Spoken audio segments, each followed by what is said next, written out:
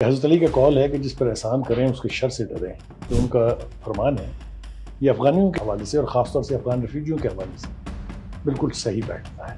جو ہمیں توقعات تھی ہم سے کہ ہم نے آپ کو مہمان رکھا، آپ ہمارے بھائی تھے، بجائے اس کے کہ وہ وفا کرتے پاکستان کے لوگوں کو شہید کرنے میں فخر محسوس کرنے میں، جو نقصان ہماری معیشت کو، ہماری سوسائٹی کو ہو رہا ہے، جو ہماری جانوں کا زیاں ہو رہا ہے، اس کو بھی برداشت مزید نہیں کیا جا سکتا۔ ٹھیک ہے، حکومت پاکستان تو مجبور ہوئی ان کو واپس بھیج دیں گے، لیکن افغانی مجبور ہوتے نظر نہیں۔ دیکھیے وہ کہتے ہیں کہ پاکستان کچھ بھی کر لے ہم واپس نہیں جائیں گے، یہ کیا بات؟ اتنی بھی تقریب کاری کی آرگنائزیشنز کام کر رہے ہیں، چاہے وہ بلوچستان ہے، چاہے وہ فاٹا کا علاقہ ہے، چاہے وہ پی پی کی ہے، ان میں پریڈومیننٹلی آپ کو افغان سے ملیں گے۔ پی او آر کارڈ ہولڈر جو افغانی تھے، ان کی تو ڈیڈ لائن تھی 30 جون کی کہ وہ پاکستان سے انہیں جانا ہے ہر صورت، تو اب آپ کو اس ڈیڈ لائن میں توسیع ہوتی ہوئی نظر آ رہی ہے۔ پاکستان اور پاکستانیوں نے 4 دہائیوں تک افغانیوں کی خوب خدمت کی، اور پھر ایک وقت ایسا آیا کہ حکومت پاکستان نے فیصلہ کیا کہ انہیں ان کے ملک افغانستان واپس بھیجا جائے، لیکن اب افغانیوں نے حکومت پاکستان کا یہ حکم ماننے سے انکار کر دیا ہے۔ اس کی کیا وجہ ہے، آئیے بات کرتے ہیں۔ آج ہمارے ساتھ موجود ہیں سینئر صحافی سلیم بخاری صاحب۔ السلام علیکم بخاری صاحب۔ جی وعلیکم السلام، کیسے ہیں آپ؟ خیریت سے ہیں؟ بخاری صاحب، آج آپ سے ایک بات سمجھنی ہے، اور وہ یہ کہ افغانی تو ہمارے مسلمان بھائی ہیں، پڑوسی ہیں، پھر بیٹھے بٹھائے کیا ہو گیا حکومت پاکستان کو کہ 4 دہائیوں تک ہم نے ان کی خدمت کر لی، اب فیصلہ یہ ہوا ہے کہ ان کو واپس ان کے ملک بھیجا جائے واپس، تو اس کی کیا وجہ ہے؟ بہت شکریہ آپ کا۔ پہلی بات تو یہ ہے کہ حضرت علی کا قول ہے کہ جس پر احسان کریں اس کے شر سے ڈریں۔ یہ معاملہ، یہ جو کہاوت تو نہیں کہوں گا میں، جو ان کا فرمان ہے، یہ افغانیوں کے حوالے سے اور خاص طور سے افغان ریفیوجیوں کے حوالے سے بالکل صحیح بیٹھتا ہے۔ کیوں؟ ہم نے ان افغان بھائیوں کی میزبانی کا بیڑا اٹھایا تھا جب ان کے ملک میں جنگ لگی ہوئی تھی، جب ان کے پاس کوئی اور راستہ نہیں تھا سوائے اس کے کہ یہ پاکستان کا بارڈر کراس کر کے یہاں آ جائیں، کیونکہ جب یہ آنا شروع ہوئے تب پاکستان اور افغانستان کے بیچ بارڈر پر اتنا نہ تناؤ ہوتا تھا، نہ اتنی سختی ہوتی تھی۔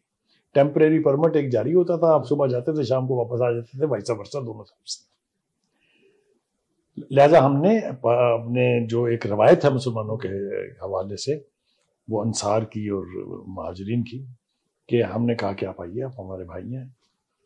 جب دیکھا کہ تعداد بہت زیادہ بڑھ گئی ہے اور ان کو سمونا عام معاشرے میں ممکن نہیں ہے، تو ان کے لیے پھر ہم نے اسپیشل کیمپس بنائے۔ تو 4 بڑے کیمپس جو ہیں وہ پشاور میں اور پشاور کے ارد گرد واقع ہیں، جہاں پر 40 لاکھ کی تعداد میں یہ افغان جو مہاجرین ہیں، ان کو ہم نے اپنے مہمان کے طور پہ رکھا۔ ان کی ہر سہولت ہم نے مہیا کی، راشن سے لے کے کپڑے سے لے کے تعلیم سے لے کے ہر چیز ہم نے ان کو مہیا کی۔ اور ہمارا خیال یہ تھا کہ جو ہی وہاں امن قائم ہوگا یہ والنٹریلی واپس چلے جائیں گے، اور یہی ہوتا ہے۔ اب ریفیوجیز کو کسی ملک میں پناہ دینے کا مطلب یہی ہے کہ جب تک ان کے ملک میں حالات مخدوش ہیں وہ وہاں رہیں، اور جو ہی حالات بہتر ہوں وہ واپس چلے جائیں۔ ہم شاید ابھی اتنے جلد اس نتیجے پر نہیں پہنچتے، لیکن ہوا یہ کہ ہمارے ہاں جو دہشت گردی کے واقعات نے جڑ پکڑی ہے وہ ختم ہونے کا نام ہی نہیں لے رہی ہے، اور چاہے ان کا تعلق ٹی ٹی پی سے ہو، چاہے ان کا تعلق کسی بھی دوسرے داعش کا نام لیا جا رہا ہے اور بہت ساری تنظیمیں وہاں ہیں ان سے ہو، ان سب کو وہاں سے پاکستان میں مداخلت کرنے کے لیے جو ہمارا طویل بارڈر ہے ان کے ساتھ، اس میں بے پناہ درے ایسے ہیں جو مینیجبل نہیں ہیں، ان راستوں سے وہ آ کے پاکستان میں واردات کر کے اور پھر واپس بھی چلے جاتے ہیں۔ یہاں تک بھی ٹھیک تھا کہ ہم اپنے بارڈر کی حفاظت کر لیں، لیکن جب ہمیں یہ شواہد ملے کہ ریفیوجی کیمپس میں سے لوگ جو ہیں وہ بھی اس قسم کی وارداتوں میں شامل ہیں، تو ہمارے لیے مشکلات پیدا ہوئی۔ ایک تو یہ بات ہے۔ ٹھیک۔ دوسری بات یہ ہے کہ جب ہم نے دیکھا کہ جنگ وہاں ختم ہو گئی ہے اور طالبان کی حکومت وہاں قائم ہو گئی ہے، جس کے لیے وہ سارا طویل جہاد جو ہے لڑا گیا تھا، تو ہمیں توقع تھی کہ یہ والنٹریلی یہاں سے واپس اپنے وطن چلے جائیں گے۔ ٹھیک۔ ابتدا میں ہمارا رویہ اتنا سخت بھی نہیں تھا، ٹھیک، لیکن جب ہم نے دیکھا کہ ہمارے اس فیصلے پر کوئی زیادہ رد عمل نہیں آیا ہے، تو پھر ہمیں دیگر ذرائع اختیار کرنے پڑے۔ ٹھیک ہے۔ 2-3 باتیں میں عرض کرتا چلوں ساتھ ساتھ۔ ان کے یہاں قیام کے دوران جی 3-4 بڑی چیزیں جو ہوئی جس نے ہمیں پریشان کیا. ایک تو یہ ہے کہ کلاشنکوف کلچر ہمارے پاکستان میں آیا، انہی کے ذریعے آیا، اور کوئی دنیا کا راستہ نہیں تھا، اس لیے کہ یہ روسی اسلحہ تھا، یہ بے پناہ مقدار میں افغانستان میں موجود تھا، چونکہ روس وہاں 3,64,000 فوجیوں کے ساتھ داخل ہوا تھا، اگر آپ کو یاد ہو. جی دوسرا نارکوٹکس. ٹھیک ہے. نارکوٹکس نے جو تباہی مچائی ہے یہاں ہمارے یوتھ میں خاص طور سے، اس کے اوپر کوئی میرا خیال ہے دو رائے نہیں. اور تیسرا جو میں نے کہا کہ یہاں جو تخریب کاری کی وارداتیں ہو رہی تھی، جو دہشت گردی ہو رہی تھی، اس میں ان کا ملوث ہونا. ٹھیک ہے. لہٰذا ہم نے مجبوراً ود اے ہیوی ہارٹ یہ فیصلہ کیا کہ ان سے ہم کہیں کہ جناب اب میں ہماری برداشت سے باہر چلی گئی یہ بات، اب آپ چاہیں. لیکن اس کے کچھ عالمی انٹرنیشنل آسپیکٹس بھی ہیں. ٹھیک ہے. مثال پہ یونائٹڈ نیشنز ریفیوجیز کا جو ادارہ ہے اس کی کچھ ذمہ داریاں ہیں، فائنینشیل بھی اور ادروائز بھی. ٹھیک ہے. وہ اس طرف سے بھی ہاتھ کھینچ لیا گیا. صحیح ہے. تو ساری لائبلٹی ہم پر آ گئی. ٹھیک ہے. دوسرا ہمارا نقصان یہ ہوا کہ جتنے بھی ہمارے اہم یعنی شعبے تھے ان میں افغانیوں کی تعداد جو ہے وہ ہر روز بڑھتی گئی. پورے ملک کا گڈس ٹرانسپورٹ کا بزنس افغانیوں کے ہاتھ میں ہے. ٹھیک ہے.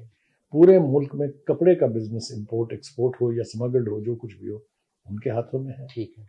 پورے ملک میں جتنے بھی ٹرک ڈرائیورز ہیں، جی جتنے تمام بڑے شہروں میں چوکیدار ہیں، جی ان سب جگہ پر آپ کو میجورٹی میں افغان بھائی نظر آئیں گے. ٹھیک ہے.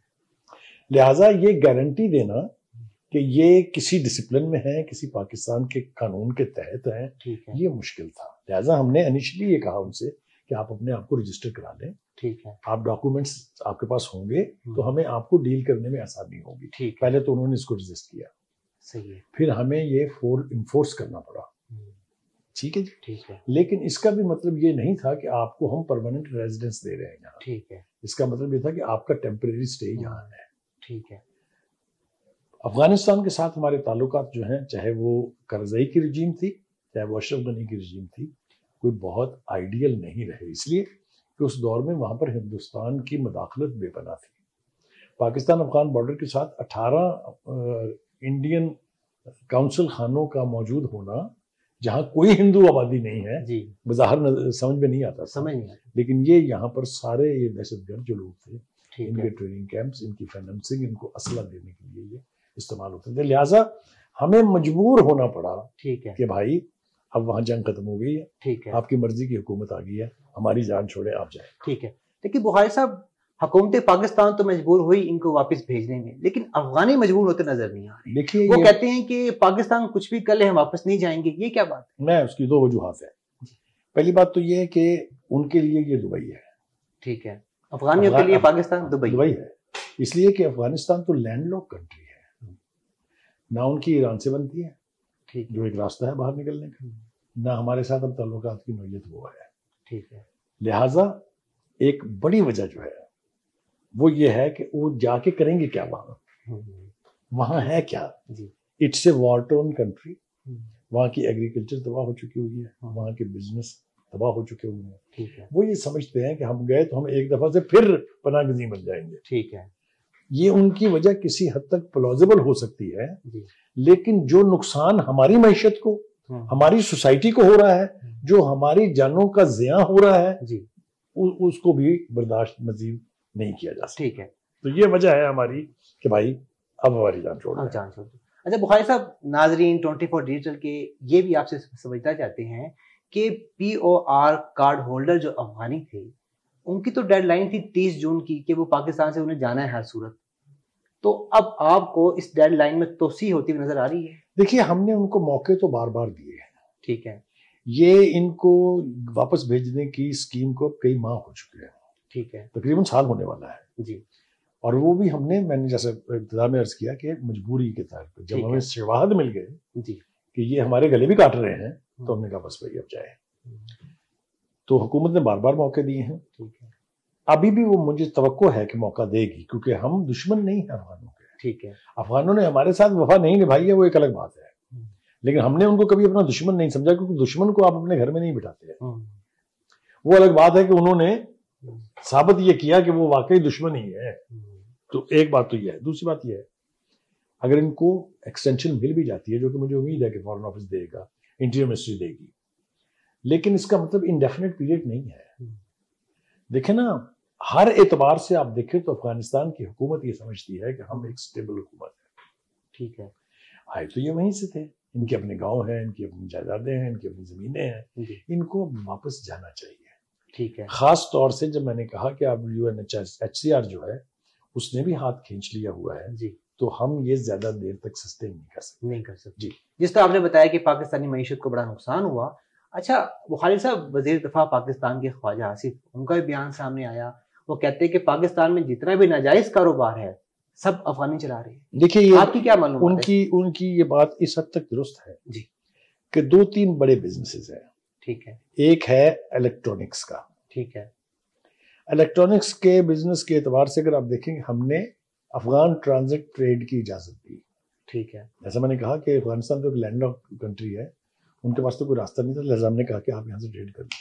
جب انڈیا کے واگا کے تھرو یہ سامان آتا تھا تو تب بھی یہ کبھی افغانستان نہیں پہنچتا تھا. ٹھیک ہے. وہ باڑے کی جو مارکیٹیں ہیں پشاور کی, وہ کن سے آباد تھی؟ وہ یہی تھا نا, یہ سامان آتا تھا یہاں سے اور وہاں کھل جاتا تھا. اسی طرح سے بائی ایئر جو سامان آتا تھا, کیونکہ وہاں تو حالات ٹھیک نہیں تھے, پشاور اترتا تھا اور وہیں رہ جاتا تھا. ٹھیک ہے. لہٰذا پاکستان کے ریونیو کی جو تباہی ہوئی کہ وہ چیزیں جن کے اوپر ٹیکس ہم وصول کرتے وہ سمگل ہو کے وہاں پہنچ رہی تھی. تو ایک تو جو جینون بزنس مین تھا جو امپورٹ کر کے ٹیکس اور کسٹم ڈیوٹی پے کر رہا ہے, وہ کمپیٹ ہی نہیں کر سکتا اس کو. ٹھیک ہے. ٹھیک ہے جی. دوسری بات یہ ہے کہ illegal business is illegal business. وہ سمگل ہو کے واپس پھر پاکستان کے دیگر علاقوں میں جب آتا تھا تو لوکل کاروباری لوگ جو تھے وہ تنگ تھے اس سے. ٹھیک ہے. دوسرا, جیسے میں نے کہا کہ پاکستان کا ریونیو کا نقصان بہت زیادہ تھا. دوسرا بزنس ہے کپڑے کا. چھوٹا بزنس نہیں ہے, میسو بزنس ہے. آپ دیکھیے, میں اگر آپ کو لاہور کی صرف مثال دوں تو جتنی بڑی بڑی کپڑے کی مارکیٹیں ہیں وہ ساری افغانوں سے بڑی بڑی ہیں. جی, چاہے وہ اعظم کلاس مارکیٹ ہے, چاہے وہ کوئی بھی ہے, یہاں کم از کم 20-25 بڑی کپڑے کی مارکیٹیں ہیں ڈومینیٹڈ بائی افغانس. ٹھیک ہے. تو یہ وہ وجوہات ہیں جس کی وجہ سے پاکستان کا لوکل بزنس مین بھی تنگ تھا. ٹھیک ہے. اور پاکستان کا جو ریونیو کا ڈپارٹمنٹ ہے, بی آر جس کو ہم کہتے ہیں, ان کو بھی اس نقصان کا اندازہ تھا کہ اٹ رنز انٹو بلینز. ٹھیک ہے. اچھا بخاری صاحب, آخری سوال آپ سے کہ پاکستان کے جو لوگ ہیں وہ کمنٹس کرتے ہیں, بتاتے ہیں, کہتے ہیں کہ ہم افغانیوں کے پاکستان میں افغانیوں کو نہیں رہنا چاہیے, اور نظر آتا ہے کہ یہ لوگ پاکستان کے افغانیوں کے بہت خلاف ہیں. تو اس کی کیا وجہ ہے؟ دیکھیے, یہ اس کا الزام آپ پاکستانیوں پر نہیں دے سکتے. ٹھیک ہے.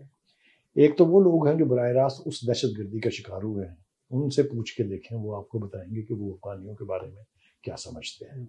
پھر آپ اپنے جو فیلڈ مارشل صاحب ہیں, آرمی چیف, ان کے بیانات دیکھ لیجئے کہ جتنی بھی تقریب کاری کی آرگنائزیشنز کام کر رہی ہیں, چاہے وہ بلوچستان ہے, چاہے وہ فاٹا کا علاقہ ہے, چاہے وہ KP کی ہے, ان میں پریڈومیننٹلی آپ کو افغانز ملیں گے. تو یہ جیسا میں نے عرض کیا کہ یہ بلا وجہ نہیں ہے. اس کی بنیادی وجہ یہ ہے کہ جو ہمیں توقعات تھے ان سے کہ ہم نے آپ کو مہمان رکھا, آپ ہمارے بھائی تھے, بجائے اس کے کہ وہ وفا کرتے, وہ را کے ایجنٹ بننے کو پریفرنس دے رہے ہیں. وہ پاکستان کے لوگوں کو شہید کرنے میں فخر محسوس کر رہے ہیں. وہ پاکستان کے وسائل تو لوٹ رہے ہیں, ٹھیک ہے, لیکن پاکستان کی بقا کے حوالے سے اگر آپ دیکھا جائے تو ان کا ٹوٹل رول جو ہے نیگیٹو ہے. تو ڈیفنس منسٹر نے اس اعتبار سے بالکل ٹھیک کہا. یہ میں تفصیل سے بیان بھی کر چکا ہوں کہ کون سے بزنس پر ان کی ڈومیننس ہے. ٹھیک ہے. یہی حال اسلحے کے اعتبار سے بھی ہے. دیکھیے, یہاں پر جو ان اتھورائزڈ اسلحہ ہے, جو بینڈ ہے, جی, جس کے اوپر پابندی ہے, جتنا چاہیں آپ خرید سکتے ہیں. آپ کو پتا ہے جی, جتنا نیٹو کا چھوڑا ہوا اسلحہ پاکستان میں بک رہا ہے, آپ تصور نہیں کر سکتے. یہ جو تقریب کار ہیں جو اسلحہ استعمال کر رہے ہیں, تو ہماری فوج کے پاس نہیں ہے. تو یہ تیسرا اشارہ اس طرف ہے کہ یہ ساری صورتحال کسی بھی انڈیپینڈنٹ ملک کے لیے ناقابل برداشت ہے. بخاری صاحب بہت بہت شکریہ, آپ نے 24 ڈیٹر کے لیے ٹائم نکالا. ناظرین, سلیم بخاری صاحب کی گفتگو آپ نے سنی. اگر آپ کوئی سوال پوچھنا چاہتے ہیں تو کمنٹس کیجئے. دیکھتے رہیے 24 ڈیٹر.